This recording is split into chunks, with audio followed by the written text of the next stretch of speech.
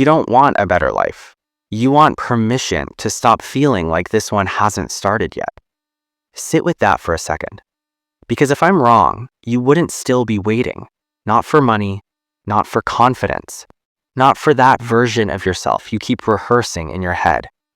There's this quiet assumption most of us are carrying, that life is something you enter, like a room. And right now you're still in the hallway, checking your reflection, fixing your posture, making sure you deserve to walk in. No one ever says that part out loud, but you act like it every day. You postpone reactions, you mute excitement, you downplay disappointment. Everything is provisional, temporary. Once things settle, after I fix a few things, later. Later becomes a place you almost live in. I didn't catch this early. It took me more than 25 years to even notice the pattern, not to fix it, just to see it. Here's the strange part. When something good happens now, notice what you do. Really notice it. There's a split second where you pull back, like you're watching yourself enjoy it.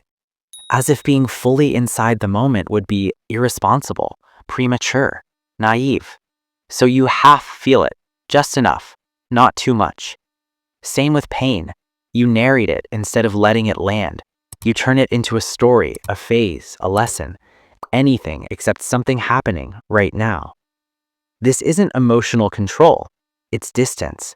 And distance feels safe, clean, manageable. But over time, it does something subtle. You stop feeling like the person things are happening to. You become the person watching their own life from a step back, always aware, always interpreting, rarely inside. Nobody tells you that this becomes an identity, the observer, the one who's working on themselves, the one who's almost ready. Almost asks nothing from you. The uncomfortable part isn't failure, it's arrival. Because arriving means there's no one left to become before you're allowed to feel present, no buffer, no future self to hand things off to. And if you're honest, that's terrifying. So you stay slightly unfinished on purpose, not consciously, just enough to keep the door open. You tell yourself you're being patient, but patience isn't numb. This is something else. It's a low-grade waiting for a signal that never comes. I used to think that emptiness was a lack of achievement or direction or meaning, but it didn't go away when things improved. It just got quieter, more polite. That's when it clicked for me. The emptiness wasn't absence, it was avoidance. Avoidance of being fully here as the person I already was without a disclaimer. Because if you stop waiting, there's no dramatic shift, no music, no sense of now it begins.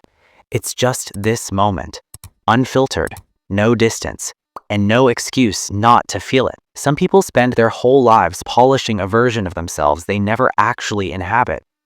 I'm not saying you should do anything about this. I don't even know what doing something would look like.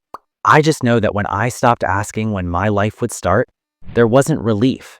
There was something else, a kind of exposure, like realizing you've been standing in the room the entire time, just facing the wall, and now you can't unsee that.